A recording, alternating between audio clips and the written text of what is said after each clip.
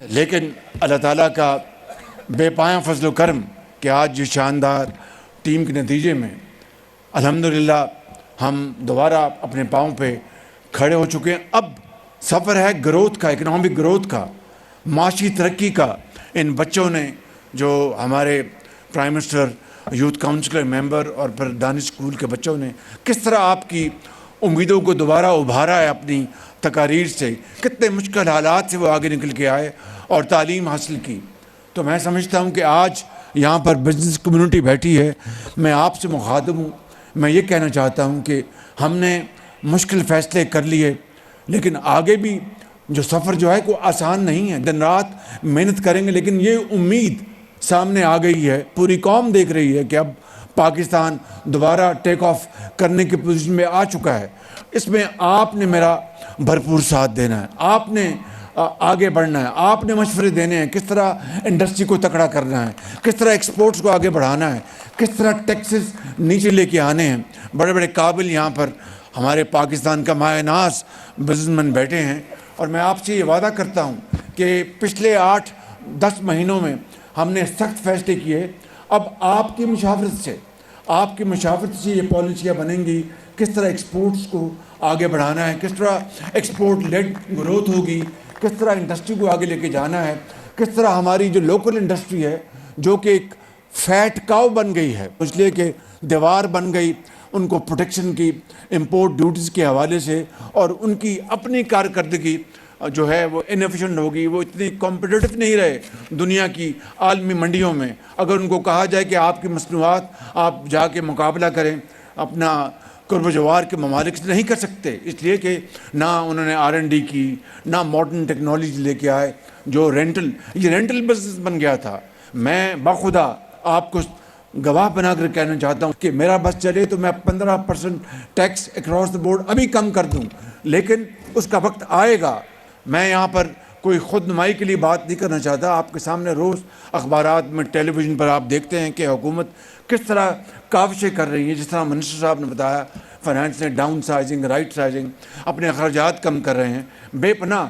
حتیٰ کہ جو یہ منسٹرز آنریبل بیٹھے ہیں منسٹرز، یہ جتنے دوروں پر جاتے ہیں باہر سیکرٹریز، میں ان کی اجازت دیتا ہوں، اور 90% ان کیسز میں اجازت دیتا ہوں جہاں پر خرچہ باہر کا ہو رہا ہوتا ہے، پاکستان کا دھیلا نہیں لگتا۔ لیکن بعض بڑے اہم دورے ہوتے ہیں جہاں پر پاکستان کے اخراجات ہمیں ادا کرنے چاہیے، کیونکہ ہماری وہاں پر کنٹریبیوشن ہونی چاہیے۔ یہ وہ معاملات ہیں جن حالات میں ہم نے پچھلے 10 مہینے میں یہاں تک پہنچے ہیں آپ کی دعاؤں سے۔ اب سفر جو ہے ترقی اور خوشحالی کا ہے۔ اب آپ نے ہمارا بازو بننا ہے، آپ نے ہمارے اس پرائم منسٹر ہاؤس میں، آپ ہوں گے، میں ہوں گا، یہ منسٹرز ہوں گے، یہ بیوروکریٹ بھی ہوں گے، لیکن آپ کی بات سنی جائے گی، اس کے اوپر عمل ہوگا تاکہ ہم آگے لے کے چلیں پاکستان کو۔ مگر آپ نے بھی اپنا کردار ادا کرنا ہے۔ میں آپ کو 1-2 مثالیں بتاتا ہوں۔ یہ دیکھیے کہ افغانستان، ہماری جو مصنوعات یا ہماری پیداوار سمگل ہو جاتی تھی، یہ جو سال گزرا ہے اس میں اس سال افغانستان میں ایک آئٹم کی بات کرتا ہوں، $211 ملین کی چینی ایکسپورٹ ہوئی ہے، اور اگر یہ ایکسپورٹ نہ ہوتی تو وہ سمگل ہوتی، اور وہ $211 ملین سمگلر کی جیبوں میں چلا جاتا، پاکستان کے خزانے میں دھیلا نہ آتا۔ یہ پہلی مرتبہ ہے کہ وہاں پر مکمل طور پر وہاں پر جو سختی کی گئی اور سمگلنگ کو بند کیا گیا۔ اسی طریقے سے میں آپ کو بتاتا ہوں کہ FBR میں دن رات ہم کام کریں۔ آپ کو ظاہر ہے بعض اوقات آپ کے ساتھ سختی ہوتی، تو میں ان بلا کے جو یہاں بیٹھے ہیں چیئرمین FBR، ان کی خدمت میں گزارش کرتا ہوں کہ مہربانی کر کے، آپ بڑے قابل محنتی آدمی ہیں اور بہت ہی ایماندار آدمی ہیں اور تبدیلیاں لا رہے ہیں، میں آپ کو پورا سپورٹ کروں، مگر ہمارے قوم کے جو مایہ ناز سرمایہ کار ہیں ان کے ساتھ زیادتی نہیں ہونی چاہیے۔ ان کو آپ بلائیں، چائے پلائیں، بات سنیں۔ آپ اگر کوئی ان میں سے میجورٹی بہت اچھے لوگوں کی ہے، اگر کچھ کالی بھیڑیں ہیں تو آپ کو دل میں دماغ میں پتہ ہونا چاہیے کہ یہ کالی بھیڑ ہے، ان کو آپ نے باقیوں کے ساتھ کھڑا نہیں کرنا۔ تو میں نے کہا کہ ان کی عزت کریں، یہ پاکستان کے لیے ڈالرز کماتے ہیں، یہ پاکستان کے لیے دن رات محنت کرتے ہیں، رسک لیتے ہیں، خطرات مول لیتے ہیں۔ دیکھیے کہ اب ہم جا رہے ہیں میسو پرائیویٹائزیشن کی طرف۔ گورنمنٹ کا کام نہیں کہ ہم اپنا کاروبار کریں، کاروبار آپ نے کرنا ہے۔ یہ پی آئی اے ہو اور دوسری تمام جو ہمارے جو ایس او ایز ہیں وہ ہم نے آپ کے حوالے کرنے اور آپ نے ان کو چلانا ہے، چلا کر کمانا ہے اور پاکستان کو اقوام عالم میں عظیم بنانا ہے۔ تو میں آپ کو ختاماً یہ کہنا چاہتا ہوں کہ خود نمائی کے بغیر کہ ہم اللہ تعالیٰ کے فضل و کرم سے شبانہ روز محنت کر رہے ہیں اور آپ کے مشاورت کے مطابق انشاءاللہ ہم چلیں گے۔ جہاں پر اگر کوئی آپ کو غلطی نظر آئے تو ہمیں تنبیہ کیجئے، ہمیں بتائیے گا کہ جناب آپ یہاں پر غلط ہیں، ہم انشاءاللہ اس کی تصحیح کریں گے، غلطی کو دور کریں گے۔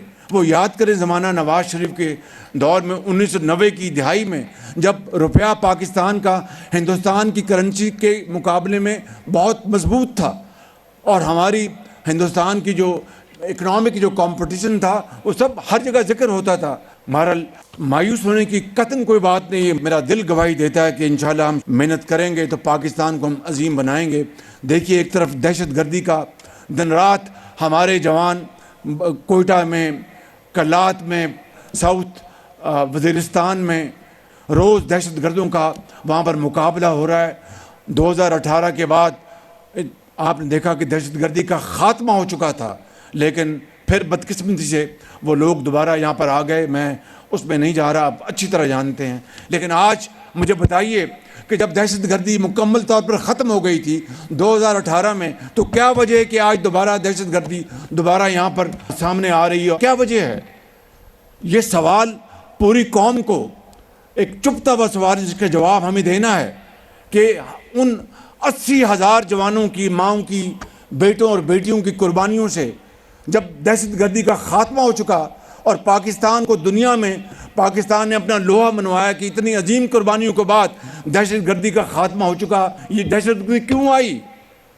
یہ ہے وہ سوال جو مجھے اور آپ کو پوچھنا ہے، کیونکہ دہشت گردی کا خاتمہ نہ ہوا تو ترقی نہیں ہو سکتی، دہشت گردی کا خاتمہ نہ ہو تو ایکسپورٹس نہیں ہوں گی، دہشت گردی کا خاتمہ نہ ہو تو یہاں پر خوشحالی نہیں آئے گی، دہشت گردی کا خاتمہ نہ ہو تو یہاں پر پروڈکشن نہیں ہوگی، دہشت گردی کا خاتمہ نہ ہو تو لوگوں کو جابز نہیں ملیں گی، امن نہیں ہوگا۔ تو آج ہر دن دہشت گردی کا مقابلہ کرتے ہوئے آپ دیکھیں کہ افواج پاکستان کے جوان، ابھی میں کوئٹہ سے ہو کے آئیں، کلات میں انہوں نے 23 دہشت گردوں کو جہنم رسید کیا، 18 جوان شہید ہو گئے۔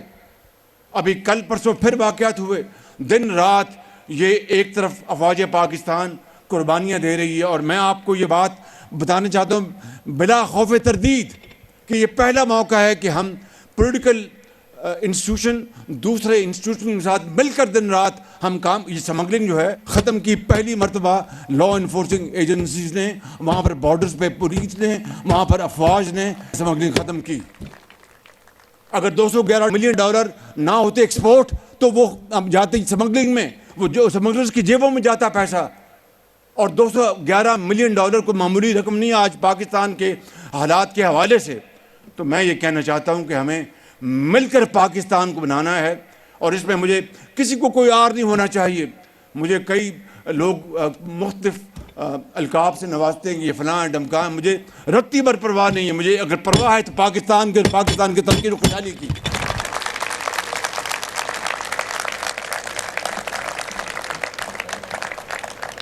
تو میرے بزرگوں، بھائیوں اور نوجوان ساتھیوں، یہ حالات ہیں، آپ کی امنگیں توانا ہیں، جواں ہیں۔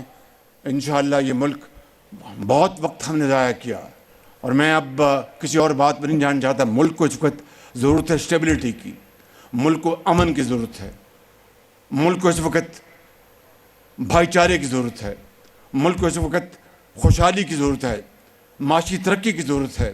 اب دیکھیے کہ ابھی 4 دن پہلے سعودی عرب کا ڈیلیگیشن آیا، $1.2 بلین کی تیل کی انہوں نے ہمیں فیسلٹی دی۔ کاش کہ یہ ہم سرمایہ کاری کریں، مگر ان کو وہ ماحول ملے گا تو وہ پیسہ لگائیں گے بالکل، اور ماحول انشاءاللہ مہیا کرنے کے لیے ہم دن رات کوشش کر رہے ہیں۔ 12% پر یہاں پر آپ کا پالیسی ریٹ آ گیا ہے، قائبہ اور 11% پہ آ چکا ہے، تو یہ کوئی معمولی بات نہیں۔